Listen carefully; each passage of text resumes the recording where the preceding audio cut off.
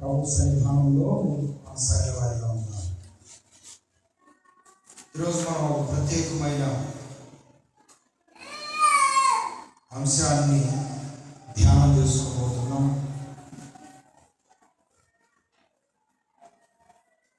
అపోస్తలుల కార్యములు 18వ అధ్యాయం మొదటి నుంచి మనము కొన్ని మాటలు చదువుతున్నాం. అటు తర్వాత పౌలు ఏథెన్స్ నుండి బయలుదేరి కొరింథునకు వచ్చి పొంతు వంశీయుడైన అకులా అని ఒక యూదుని అతని భార్య అయిన ప్రిస్కిల్లాను కనుగొని వారి వద్దకు వెళ్ళాను. యూదులందరూ రోమా విడిచి వెళ్ళిపోలేనని క్లౌదియా చక్రవర్తి వారి ఇటలీ నుండి కొత్తగా వచ్చిన వారికి డేరా వారు పౌలు అదే వృత్తి గలవాడు కనుక వారితో కాపాడుతారు. వారు కలిసి పనిచేస్తున్నారు. ప్రార్థన చేసుకున్నాము. ప్రేమ కలిగిన తండ్రి, మీకు వందనాలు.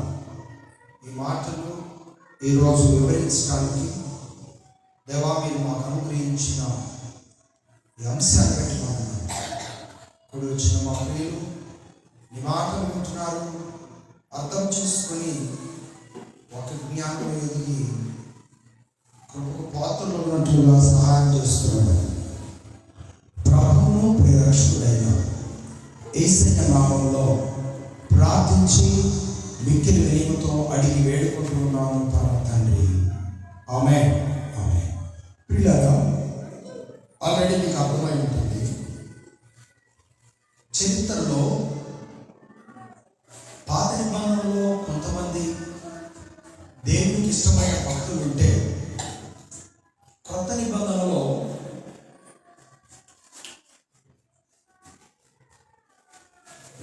కొంతమంది భక్తులు దేవుని కొరకు సవాళ్ళుగా నిలబడిన వారు. వారిలో చాలామంది అపోస్తలుల కార్యములలో ఉన్నారు. ఈరోజు ఒక ముఖ్యమైనటువంటి వ్యక్తి గురించి మనం నేర్చుకుంటున్నాం. ఆల్రెడీ మీరు చదివారు, అయినప్పటికీ మరొకసారి నేను మీకు జ్ఞాపకం చేస్తాను. అకులా, ప్రిస్కిల్లా. అకులా సహకారిగా సాగిపోయాడే తప్ప విస్తారమైన ప్రోత్సాహం, విస్తారమైన పని ప్రిస్కిల్లా కొనసాగించినట్లుగా చరిత్ర యొక్క ఆధారాలు మనం గమనిస్తూ రావచ్చు.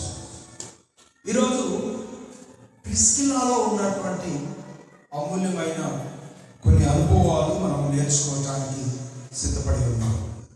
ప్రిస్కిల్లా అనగా అర్థం ఏంటంటే అర్హమైన. అలాగే బహు ధైర్యశాలి అని కూడా ఈమె గురించి గ్రంథస్థం చేయబడి ఉంది. బహు ధైర్యశాలి. అన్ని విషయాలలో తన ప్రత్యేకతను, తన మార్పును ఎక్కడ రాజీ పడేదానికి ప్రయత్నం చేయకుండా తన క్రమాన్ని ముందుకు కొనసాగించుకుంది. తన కుటుంబాన్ని ముందుకు నడిపించింది. తన యజమానుడు, తన యొక్క కుటుంబం అంతా కూడా దేవుని ప్రణాళికలలో నిలిచినట్లుగా మనం గమనిస్తూ ఉన్నాం. వారు యూదులు అనగా ధర్మశాస్త్రానికి లోబడిన వారు. కానీ ప్రభు సువార్త వినడం ద్వారా వారు యేసుక్రీస్తు భక్తులుగా మారిపోయారు. యేసుక్రీస్తు భక్తులుగా మారి వారు ఇటలీ ప్రాంతానికి కొత్తగా వచ్చారు. ప్రియులారా, వారు చాలా గోప్యంగా, ఎంతో జాగ్రత్తగా దేవుని యొక్క సువార్తను ఇతరులకు తెలియజేస్తున్నారు. కఠినమైన మాంత్రికులకు కూడా, కఠినమైన వ్యతిరేకులకు కూడా వారు సువార్త ప్రకటించడానికి ఇష్టపడ్డారు. వాస్తవంగా వారు పనిచేసే క్రమం కలిగిన వారు. ఏం పని చేస్తున్నారు? నెంబర్ 1, వారు ఏం పని చేస్తున్నారు? డేరాలు కుట్టే పని చేస్తూ ఉన్నారు. ఒక పనికి వారు బాధ్యత కలిగిన వారిగా ఉన్నప్పటికీ కూడా ఏమంటే దేవుని పని పట్ల వారికి ఉన్నటువంటి ఆసక్తి చాలా గొప్పగా ఉంది. ఈరోజు మన పని మనం చేసుకుంటూ దేవుని పరిచర్యలో సహకరించడం చాలా గొప్ప సంగతి. దానివల్ల ప్రభువు గొప్ప దీవెనలు వారికి అనుగ్రహిస్తాడు. పని చాలా ప్రాముఖ్యమైనది. దేవుని పని విస్తరించిన తర్వాత ఆ పనిలో ఫుల్ టైం సాగిపోవాలి. దేవుని పని చేస్తూ నీ పనిని చేసుకుంటూ ముందు కొనసాగాలని భావించినప్పుడు నీ కష్టం ద్వారానే ఫలితం ఆశించాలి తప్ప దేవుని ద్వారా ఆశీర్వాదానికి సంబంధించిన ఫలితం ఆశించాలి తప్ప మరి ఒకటి ఆశించడానికి పొందటానికి అర్హత లేదు అని కూడా దేవుని వాక్యం తెలియజేస్తా ఉంది. ఈరోజు దేవుని బిడ్డలుగా మనం నేర్చుకోవాల్సిన గొప్ప అనుభవం ఏంటంటే కష్టపడడం. ఈరోజు చాలామంది కష్టపడుతున్నారు, కొందరైతే కష్టపడటానికి ఇష్టపడటం లేదు. కష్టపడడం గురించి ప్రిస్కిల్లాలో నుండి మనం ఎన్ని అనుభవాలు నేర్చుకోవచ్చు అంటే లేఖనాలను సాదృశ్యంగా తీసుకొని మనం చాలా అనుభవాలు నేర్చుకోవచ్చు. ఒక అనుభవాన్ని నేను చూపిస్తాను. 2వ దెసలోనికీయులకు రాసిన పత్రిక 3వ అధ్యాయం 10వ వచనం. ఇక్కడ ఒక అనుభవాన్ని మనం నేర్చుకోవచ్చు. బైబిల్ ఏం చెప్తుంది? ఈరోజు మనందరం కూడా ప్రిస్కిల్లా వలె కష్టపడాలి. ప్రిస్కిల్లా డేరాలు కుట్టే అనుభవంలో తన యజమానికి సహకరిస్తూ వంట పని చేస్తూ ఇంటి పని చేస్తూ అలాగే డేరాలు కుట్టే అనుభవంలో కూడా సహకరిస్తూ కష్టం యొక్క అభివృద్ధిని ఇష్టపడిన వ్యక్తి, కష్టం ద్వారా ఫలాలను అనుభవించి తృప్తి పొంది సంతోషించినటువంటి వ్యక్తి సేమ్ దేవుని పరిచర్యలో కూడా బాధ్యత కలిగి పాల్గొన్నటువంటి వ్యక్తిగా దేవుని వాక్యం ద్వారా మనం గమనించవచ్చు. చదువుదాము ఒకసారి. 2వ దెసలోనికీయులకు రాసిన పత్రిక 3వ అధ్యాయం 10వ వచనంలో ఎలాగో రాయబడి ఉన్నది. మరియు మేము మీ వద్ద ఉన్నప్పుడు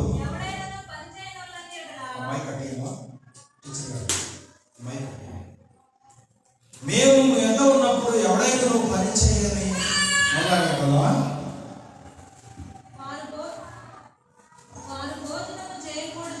వారు భోజనము చేయకూడదని ఆజ్ఞాపించింది కదా.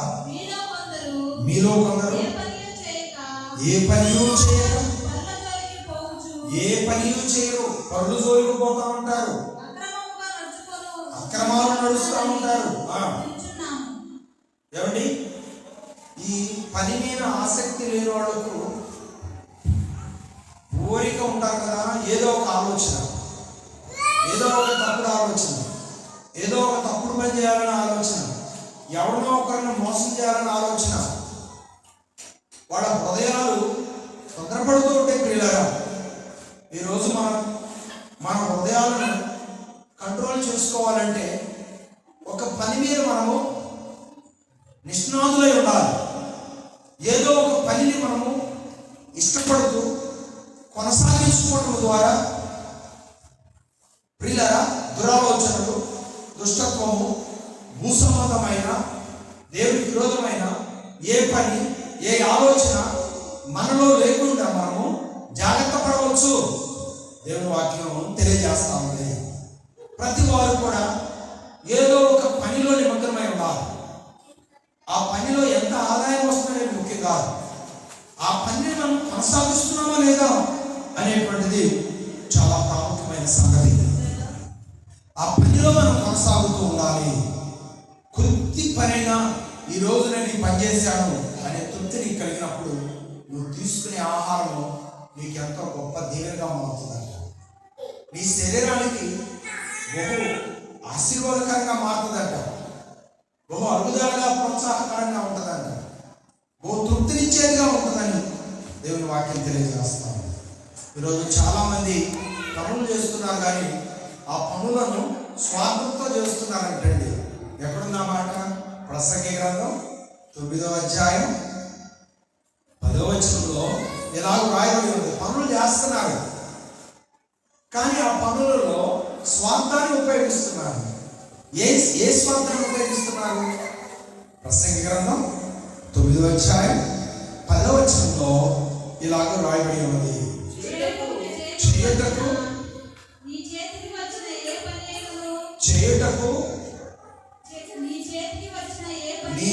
చేతికి వచ్చిన ఏ పని అయినను నీ శక్తి లోపము లేకుండా చేయము. వినండి, చాలమ్మా. ఏదైనా ఒక పని నీ ముందున్నప్పుడు ఆ పని ఎలా చేయాలంటే మనం శక్తికి లోపము లేకుండా చేయాలి. కొంతమంది పనికి వస్తారు, పనిలో కూడా దాపుడుగా ఉంటారు. కొంతమంది పనికి వస్తారు, పని చేయకుండా నిద్రపోవడానికి ప్రయత్నం చేస్తారు. ఈ ఇల్లు కట్టేటప్పుడు ఓ మేస్త్రి గారికి కాంట్రాక్ట్ ఇవ్వడం జరిగింది. ఆ మేస్త్రి గారు ఎక్కడో ఉంటాడు, కొంతమంది పనివాళ్ళని పంపిస్తారు. ఆ పనివాళ్ళు వచ్చి మెట్ల కింద పడుకుంటారు. ఏంటయ్యా మీరు మెట్ల కింద పడుకున్నారు, పని చేయాలి కదా, నువ్వేమన్నా మాకు కూలిస్తున్నావా, నువ్వేమన్నా మమ్మల్ని పిలిచావా, మేము ఏ మేస్త్రి కింద ఉన్నామో అక్కడ మాకు కూలిస్తారు, నీకు సంబంధం లేదంటారు.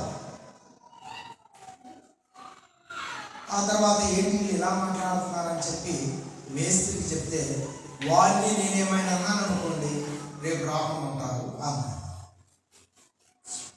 సరే అనుకున్న పని పూర్తయిన తర్వాత ఎక్కువ మేస్త్రులు పట్టారు, ఇంకొంచెం డబ్బులు ఎక్కువ ఇవ్వాలని అడిగాడు. ఏం చేయాలి? ఎవరిని వారు కాపాడుకోవడం కొరకు ప్రయత్నాలు చేసే రోజుల్లో మనం ఉన్నాం. ఆ పని వాళ్ళే కనుక కరెక్ట్గా పనిచేస్తే ఆ మేస్త్రికి సంతోషంగా ఇంకా ఏదైనా వారికి ఇవ్వగలరు. కానీ వాళ్ళ పని చేయింది, ఆ మేస్త్రి భారం అంతా కూడా ఎవరు కనబడుతుంది? చివరికి పని చేయించుకునే వాళ్ళ మీద, కాంట్రాక్ట్ ఇచ్చిన పని చేయించుకునే వాళ్ళ మీదనే ఆ బాధ్యత, ఆ భారము పడుతూ ఉంటుంది. ప్రియులారా, అది లోపంతో కూడిన పని. ఎప్పుడైనా సెంటర్కి వెళ్ళినప్పుడు కొంతమంది అంటారు, మీ నాన్నగారు ఒక వ్యక్తి ఇద్దరు పని చేసేవాడు అనేవాడు. బలమైనటువంటి పరివారితో పోటీగా, సమపోటీగా పనిచేస్తూ ఉండేవాళ్ళట. చూడండి, ఎప్పుడో చేసిన పని, కానీ ఎప్పుడన్నా ఒకసారి తెలిసినటువంటి రైతులు ఏదైనా మాట్లాడుతూ మాట మీద మాటగా ఈ పదాలను ఉపయోగిస్తున్న సందర్భాలు ఎన్నో ఉన్నాయి. చూడండి, చేసే పని లోపం లేకుండా చేసినప్పుడు 10 సంవత్సరాల తర్వాత అయినా అది సాక్షిగా సమాజంలో మిగిలి ఉంటుంది. అలాగే పిల్లరా, పనిని దాచుకోవడానికి ప్రయత్నం చేస్తే ఫలానా వాడు పని చేయరు, పని దాచుకోవడానికి ఎప్పుడూ ఇష్టపడతారు అనేవాళ్ళు. మేము చిన్నప్పుడు ఏదైనా పెద్దవాళ్ళతో కలిసి పనికి వెళ్తే కొంతమంది ఏ ఆలోచన లేకుండా చక్కగా త్వరగా పని చేసుకుని వెళ్తూ ఉంటారు. కొంతమంది అనుకోండి చిన్న రాళ్ళు తీసుకొని వేరేస్తారు. ఏంటి నువ్వు తొందరగా ఉడుకుతున్నావు అంటే, ఈ పని అంతా ఈరోజే నువ్వు ఒక్కదానివే చేద్దామనా, మేమందరం చేసేవాళ్ళం కాదా, ఆ కాదు అనుకుంటూనే తలా ఒక మాట అంటున్నారని చెప్పి ఆ పని చేసే అమ్మ కూడా ఆ పనిని దాచుకోవాల్సిన పరిస్థితి ఏర్పడుతుంది అన్నమాట. ఈ విషయాలన్నింటిని బట్టి బైబిల్ ఏం చెబుతుందంటే, నీ కొరకు ఒక పని అప్పగించినప్పుడు ఆ పని శక్తికి లోపం లేకుండా నీవు చేయాలి. నేను వాటిని చెప్తాను. నువ్వు కూలికి చేసినా ఎలా ఉండాలంటే, ఆ కూలికి తగినట్టుగా నువ్వు పని చేయడానికి ఇష్టము చేయాలి. అంతేకాని శక్తిని దాచుకొని సోమరితనాన్ని ప్రదర్శిస్తూ పని చేయడానికి ప్రయత్నం చేస్తే నీ నమ్మకత్వాన్ని ఎవరు గమనిస్తున్నారు? దేవుడు గమనిస్తాడు. కొంతమంది శారీరకంగా బలహీనులై, పరిస్థితులు అనుకూలత లేక, జీవనోపాధి కొరకాయ చేయలేని పరిస్థితుల్లో కూడా పనులకెళ్ళి చేస్తూ ఉంటారు. వారిని గుర్తించి వారికి రెస్ట్ ఇవ్వడంలో న్యాయం ఉంది. కానీ అవయవాలు మంచిగా ఉండి పనిని దోసుకునేవారు మెలకు కలిగి మరలా మిమ్మల్ని మీరు సరిదిద్దుకోవాల్సిందిగా దేవుని వాక్యం తెలియజేస్తాము. ఈ విషయాలలో మనం ఎలా ఉన్నామో ఒకసారి గమనించుకోవాల్సిందిగా దేవుని వాక్యం తెలియజేస్తాం. అంటే నెంబర్ 2, పనిలో లోపము లేని వారిగా ఉండాలి. నెంబర్ 1, పని చేసేవారిగా ఉండాలి. పనిలో లోపము లేని వారిగా ఉండాలి. నెంబర్ 3, దేవుని వాక్యాన్ని మీకు అందిస్తాను. సామెతల గ్రంథము 24వ అధ్యాయము 27వ వచనంలో మనం ఒక మాట గమనించినట్లయితే, పిల్లరా పనిచేసే వాళ్ళు ఎలా ఉండాలో తెలుసా? బయట పనులను వెంటనే చక్కబెట్టుకునే విధంగా ఉండాలి. ఏదైనా ఒక పని నీకు అప్పగించబడి ఉన్నప్పుడు ఆ పనిని నీవు చక్కబెట్టుకోవాలి. నీ కొరకు ఇవ్వబడిన సమయంలోగా ఆ పనిని చక్కబెట్టుకోవాలి. ఎంత పని ఉన్నా సమయం ప్రకారం ఆ పనిని ముగించుకొని నీవు తిరిగి నీ గృహానికి వచ్చే విధంగా ఉండాలి. కొంతమంది ఉంటారు, పనిని దాచిపెట్టుకోవడానికి ప్రయత్నం చేస్తారు. ఈ రోజు అయిపోయే పనిని ఈ రోజు కానివ్వకుండా రేపు కూడా ఇచ్చేదానికి ప్రయత్నం చేస్తారు. కానీ బైబిల్ ఏం చెప్తుందంటే, పనిని ఏ రోజుకి ఆ రోజు చక్కబెట్టుకునే విధానం మనకు ఎంతో దీవెన. పనిని చక్కబెట్టుకోవడంలో దేవుని ప్రణాళిక ఉన్నది. ఈ రోజు చేయాల్సిన పని రేపటికి వాయిదా వేయకూడదు. రేపటి పరిస్థితులు ఎలా ఉంటాయో తెలియదు. నోటి దగ్గరకు వచ్చిన ఆహారము ఇంటికి చేర్చుకోవడానికి కూడా కొంతమంది రేపు చేర్చుకుంటాములేండి, ఏముంది అక్కడ రాసి పూజలో రాసేంత మందేగా అనే భావంలో ఉంటారు. రోజట 100 రూపాయల మాట అండి, 100 రూపాయల మాట అని ఒక అతను బజార్లో అరుసుకుంటూ వెళ్తున్నాడు. అందరూ ఎగతా చేస్తున్నారు. 100 రూపాయల మాట ఏంటి, మాటలు ఎన్ని కావాలంటే గుడ్డిగా చెప్పేవాడు ఉన్నారు. 100 రూపాయలకి మాట ఏంటి అంటున్నారు అని ఎగతా చేస్తాను. ఒక రైతు నాగలి భుజాన్ని పెట్టుకొని ఏదో 100 రూపాయల మాట అంట, ఏం పోయింది, ఎంతో పెట్టుబడి పెడుతున్నాం, ఆ పెట్టుబడి ఇది ఎంత అని చెప్పి 100 రూపాయలు పెట్టి ఒక మాట కొనుక్కొని జోలు పెట్టుకున్నాడు. పొలానికి వెళ్ళాడు. పని అంతా కూడా పనివారు చేస్తూ ఉన్నారు. ముగింపులోకి వచ్చింది, దుబ్బుకే విధంగా ఉంది. పనివారి టైం అయిపోయింది. ఆ ధాన్యాన్ని అలా వదిలేసి మేము రేపు వస్తాము, మాకు టైం అయిపోయింది అంటా ఉన్నారు. ఓకే ఆలోచన చేద్దాం అనుకుంటున్నాడు. ఎందుకో జోగులంతా కాచి చూశాడు. ఏమని రాయబడిందంటే, నేటి దినము పనిని నేటినే ముగించు. ఏ రోజు పని ఆ రోజే ముగించు, మరి ఒక రోజు నీవు వాయిదా వేయద్దని రాయబడి ఉన్నది. అయ్యో ఇదేందో భలే ఉందే, అయ్యా ఇప్పటి వరకు మీకు ఎంత కూలి అయితే ఇచ్చారో అంత కూలి ఇస్తాం, కానీ రేపటికి మాత్రం వాయిదా వేయడానికి వీల్లేదు, ఈ రోజే మీరు పని పూర్తి చేయాలి, మీకు తినటకు ఆహారం కూడా తీసుకొస్తానన్నాడు. ఇక నూతన మనం వచ్చింది, పని వాళ్ళకి తీసుకొచ్చిన ఆహారం తిన్నారు. టైం చుట్టలా పని అయిపోయే వరకు శ్రద్ధగా పని చేసుకుంటూ వచ్చారు. ఆ ధాన్యాన్ని మళ్ళ మీద వేసుకొని ఇళ్ళని తీసుకొచ్చి మెట్లు కట్టారు. ఎవరిళ్ళకు వాళ్ళు వెళ్ళిన తర్వాత భీకరమైన వర్షం పడిందండి పొలంలో. భయంకరంగా పొలాల మీద నీళ్లు పారుకుంటూ వెళ్ళారట. ఎవరు అశ్రద్ధగా ధాన్యాన్ని పొలాలలో వదిలిపెట్టిన వారు ధాన్యమేమో నీటి పాలైపోయింది. ఈ 100 రూపాయలు పెట్టి మాట కొనుక్కున్నటువంటి వ్యక్తి ధాన్యమేమో కాస్త డబ్బులు ఖర్చైన ఆ దినపు పనిని ఆ దినపు పూర్తి చేసుకున్నాడు. కష్టము ఇంట్లో నీటుగా నిలబడింది. ఈరోజు దేవుడు పెట్టారా, ఇది ఉపమానమైనప్పటికీ కూడా ఇందులో ఎంతో దాయబడినటువంటి ఆశీర్వాదాలు ఉన్నాయి. కాబట్టి ఎప్పటి పని అప్పుడు మనం పూర్తి చేసుకోవడానికి ప్రయత్నము చేయాలి. ఎప్పటి సమస్యలను పరిశీలించుకోవడానికి కూడా ప్రయత్నము చేయాలి. బలహీనతలు వస్తూ ఉంటాయి. దీన్ని ఏముందలే, తర్వాత చూద్దాములే, రేపు చూద్దాములే, ఈ పని అయిపోయినా చూద్దాములే, ఈసారి కూలి వచ్చినా చూద్దాములే, ఈసారి జీతం వచ్చినా చూద్దాములే, ఈసారి ఏదైనా మనం అనుకున్న పనులు జరిగినప్పుడు చేతి నిండా ధనం సమకూర్చుకున్నప్పుడు చూద్దాములే అనే విధంగా మనం వాయిదాలు వేసుకుంటూ వెళ్తూ ఉంటాం. కానీ పరిస్థితులు ఎప్పుడు ఎలా ఉంటాయో తెలియదు. కనుక మనం ఏదైనా ఒక సమస్యను పరిష్కరించుకుంటూ ప్రభువా ఈ సమస్యను త్వరగా పరిష్కరించడానికి నీ ప్రణాళిక నా పట్ల నెరవేర్చు. ఎందుకంటే ఏ సమయంలో ఏమి జరుగుతుందో తెలియదు కనుక నా పట్ల నీ ప్రణాళిక సిద్ధపరచు. నా పనులను ఎప్పటికప్పుడు చక్కబెట్టుకోవడానికి నాకు పరమజ్ఞానాన్ని దయచేయమని దేవుని సన్నిధిలో మనం ఎప్పుడు కూడా ప్రార్థించే వారిగా ఉండాలని దేవుని వాక్యము తెలియజేస్తా ఉంది. పిల్లరా, మరి అనుభవాల్లో మనం ఎక్కడున్నాం? పని చేయకుండా భోజనం చేసే అలవాటు ఒక స్త్రీకి లేదంట. ఎవరామే? ఎక్కడున్నామే? ఆ పేరు రాయబడలేదు, కానీ సామెతల గ్రంథము 31వ అధ్యాయంలో ఉంది. ఆ అధ్యాయం అంతా చదువుకుంటే జ్ఞానవంతులైన స్త్రీ ఎంత వెలుగు ఉంటుందంటండి. పెందలాడే లేస్తుందంట, భోజనం సిద్ధపరుస్తుందంట, తన యజమానులు పెట్టుకుంటుందంట, తన ఇల్లు చక్క పెట్టుకుంటుందంట, తన కొరకు నిర్ణయించబడిన పనుల్లో కూడా స్వార్థం లేకుండా మంచిగా కొనసాగటానికి ఎప్పుడు సిద్ధంగా ఉంటుందంట. ఈరోజు చాలా మంది వారి సొంత పని అయితే ఏ టయానికి చేసుకోవడానికి ప్రయత్నం చేస్తారు. ఏమండి, వాళ్ళ సొంత పని కానిదైతే ఏమండి వాళ్ళు ఆలస్యం చేయడానికి ప్రయత్నము చేస్తారు.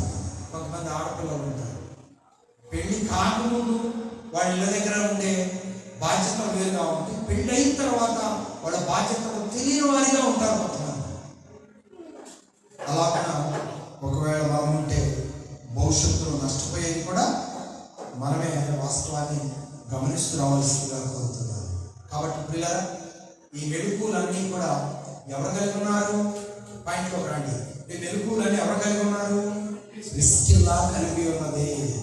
ప్రిస్కిల్లా తన ఇంటి పని చూసుకుంటూ, తన యొక్క వంట పని చూసుకుంటూ, మరియు తన యజమానితో కలిసి తనకు సహకారులుగా తన నాతో పాటు ఆ ఏరియాలో పరిచయం చేయడానికి వచ్చినటువంటి పౌలు గారితో కలిసి అద్భుతంగా కరకొరకు సిద్ధపరిచిన పనిలో కూడా ముందుకు కొనసాగే ఒక మంచి పనిముతురాలుగా ఇక్కడ మనం చూడగలుగుతున్నాం.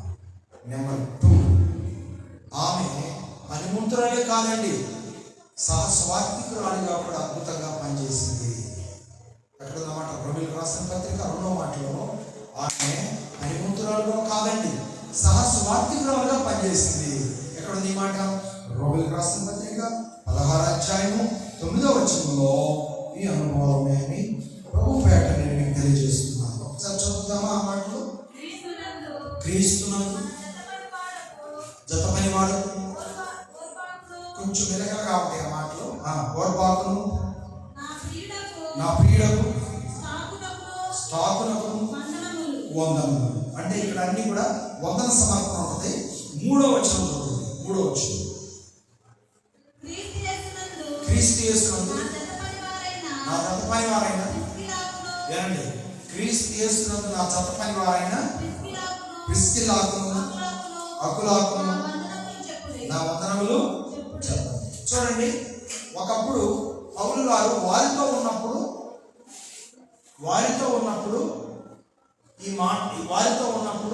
పౌలు గారికి సహకరించినటువంటి పరిచర్యలో సహకరించినటువంటి వారిని పౌలు గారు తన జీవితంలో ఎప్పుడూ మర్చిపోలేదు.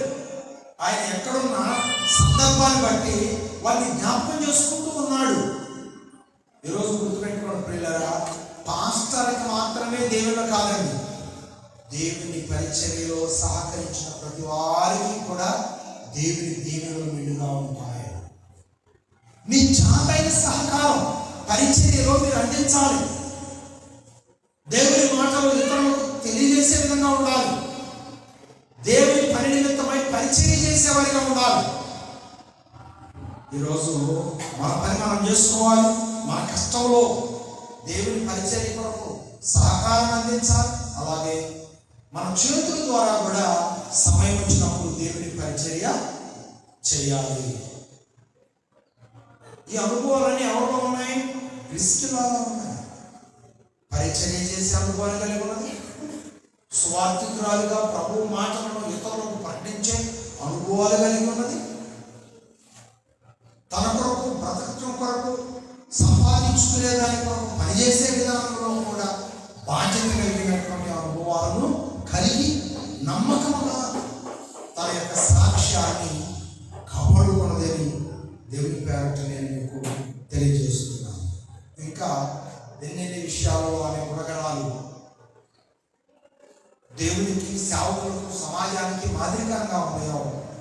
దేవుని చిత్తమైతే మరి ఒక పర్యాయం మనం జ్ఞాపకం చేసుకోవడానికి ప్రయత్నము చేద్దాం.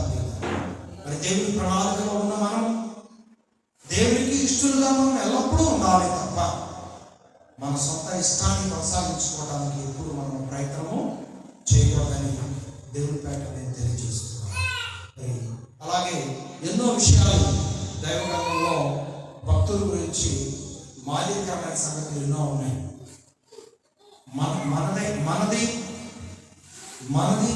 మనది అనేదాని కొరకు మనం ఆసక్తిగా ఉండటం మంచిది. తర్వాత దేవుని కొరకు మనం పరిచయం చేయడానికైనా దేవుని సువార్త ప్రకటించడానికైనా ఎల్లప్పుడూ బాధ్యత కలిగి ఉండటం దేవుడు అప్పగించినటువంటి గొప్ప ప్రణాళిక అయినది. మరి ఈ ప్రణాళికలో నువ్వు ఎలాంటి మనసు కలిగి ఉన్నావు? నిన్ను నీవు అర్థం చేసుకొని దేవుని కొరకు సమర్పించుకొని అడుగులు ముందుకు వేసినట్టుగా ఉండాలని ప్రభుపేట నేను మీకు తెలియజేస్తూ ఈ మాటలతో ముగిస్తూ ఉన్నాను. దేవుని మాటలు దీవించుగాక. ఆమేన్.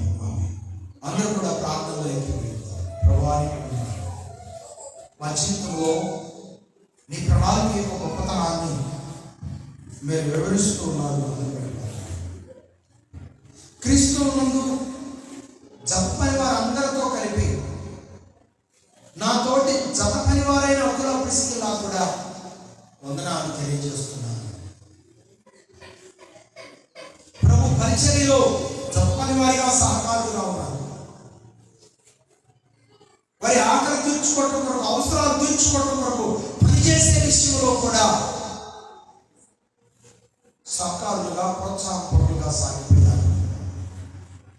కానీ పౌలు జీవితకాలం అంతా ఆ పనిలోనే కొనసాగలేదు. కానీ అక్కడ స్వార్థ ప్రకటన అయిన తర్వాత మరి ఒక ప్రాంతానికి వెళ్ళిపోయాడు. అక్కడి నుంచి మరి ఒక ప్రాంతానికి వెళ్ళిపోయాడు. అక్కడి నుంచి మరి ఒక ప్రాంతానికి వెళ్ళిపోయాడు. 3 స్వార్థ దండయాత్రలు పౌలు గారి జీవితంలో కొనసాగించాడు. ఎప్పుడో ప్రారంభంలో చేసినటువంటి ఆ సహాయాన్ని తన జీవితంలో మర్చిపోలేదు. పరిచర్య అనుభవాన్ని కొనసాగించే విధానంలో కూడా వారు సన్నగలలేదు. పౌలు వారితో లేకపోయినప్పటికీ ప్రిస్కిల్లా తన జీవితకాలం అంతయు సువార్థికురాలుగా ఇతరులకు నీ మాటలు ప్రకటించే బాధ్యతను కొనసాగించుకుంటూ వచ్చింది. మరియు తన పని తాను చేసుకుంటూ వెళ్ళింది. థ్యాంక్ యూ ప్రభా. ఈ అనుభవాలు మా జీవితంలో మేము కూడా అనుసరించాము, అనుసరిస్తూనే ఉన్నాము. ఇంకా రానున్న దినాల్లో ఒక బలమైన ఆత్మీయ జీవితంలో మా బ్రతుకు దినములన్నీ కొనసాగించుకోవడానికి మీరు అప్పగించిన పనుల్లో ముందు కొనసాగడానికి నీ బిడ్డలను, మీరు అప్పగించిన నీ పని పరిచర్యలో కొనసాగడానికి నీ పరివారమైన మమ్మలను బలపరుస్తూ పరిచర్యను ముందుకు నడిపిస్తూ రావాల్సిందిగా కోరుతున్నాను. ఇప్పటివరకు మాతో నీ క్రమాన్ని నడిపించుకున్నాను. ఇన్న మాటలు బిడ్డల హృదయాల్లో భద్రం చేసుకొని నీ మహిమ పనులు ముందుకు వేసే బాధ్యత చేస్తున్నాను. ప్రభా, బిడ్డలు వారి కుటుంబాలు, వారి చేస్తున్న పనులు, వారి కష్టార్జితం ప్రతి విషయంలో కూడా జ్ఞానం కలిగిన వారిగా నడుచుకుంటూ అవసరమైన కొరకు నీ సన్నిధిలో ప్రార్థన చేసుకుంటూ చేసిన ప్రతి వేలకు కృతజ్ఞతలు చెల్లించుకుంటూ సమయం వచ్చినప్పుడు నీ మాటలు ఇతరులకు ప్రకటిస్తూ లేదా వారి విశ్వాస జీవితమే ఒక సాక్ష్యంగా సమాజానికి చూపించుకుంటూ అడుగులు ముందుకు వేసే భాగ్యం మా ప్రియులు దయచేసి రావాల్సిందిగా కోరుతున్నాను. ఇప్పటివరకు మాత్రమే క్రమాన్ని జరిగించడం వందనాలు జరిగించుకున్నాను. జరగాల్సిన క్రమాన్ని చిత్తానుసారంగా జరిగిస్తున్నామని మహిమపడ్డాను. ప్రభువు ప్రేరక్షకుడైన యేసయ్య నామములో ప్రార్థించి అడిగివేడుకుంటున్నాను పరమ తండ్రి. ఆమేన్. Praise the lord. మంచిది. మరి ఈ సమయంలో